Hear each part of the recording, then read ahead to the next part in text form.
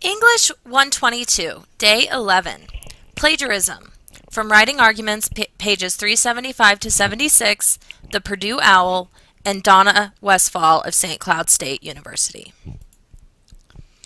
Plagiarism occurs when writers intentionally or unintentionally present another person's words, ideas, or work as their own.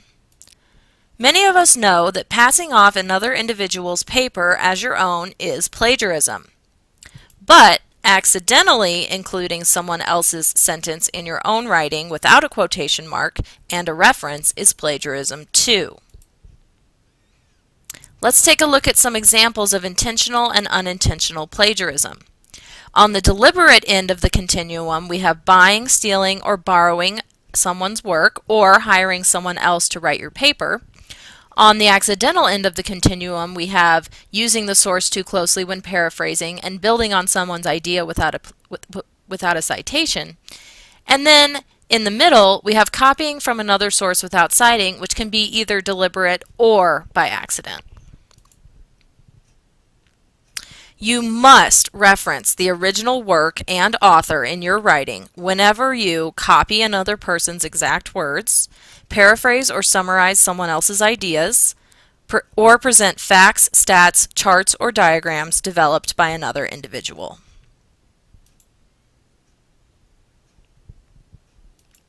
Effectively integrating source material from experts with your own ideas and accurately referencing that material can lend support to your argument, add credibility to you as a writer and thinker, and enable readers who are interested in your topic to find out more about the research easily.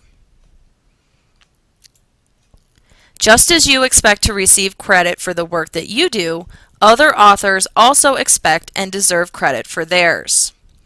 Neglecting to correctly acknowledge material from outside sources can result in serious academic and legal consequences. Therefore, you must know how to avoid plagiarism so you don't do it accidentally. Figure out what style of documentation you will be using even before you begin your research. Learn the rules for that style accurately and currently. MLA and APA are the most common styles, but many disciplines use Chicago. Also become informed on your issue. I don't know is never a valid or acceptable excuse for plagiarism.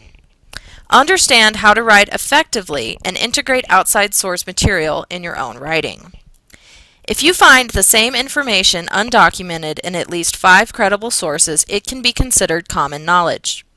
Information might be considered common if you think the information you're presenting is something your readers will already know or something that a person could easily find in general reference sources. In addition, remember to plan ahead. Don't procrastinate. Be sure to leave enough time to thoughtfully incorporate source material into your work. Keep track of documentation information as you find each source.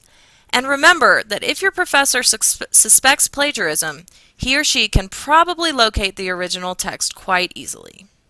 Finally, take accurate and complete notes. That's what we mean by good notes, both accurate and complete.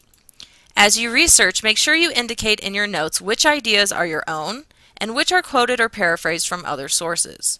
If you quote something, copy it exactly the way it appears in your notes and use proper punctuation to identify the original author. If you paraphrase something from another source, be sure to use all of your own words. Don't change just a few words to make it look different. In your notes, carefully record your sources and all the information needed for referencing them.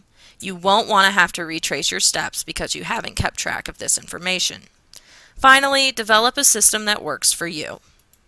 Follow these strategies and you will avoid plagiarism in your writing.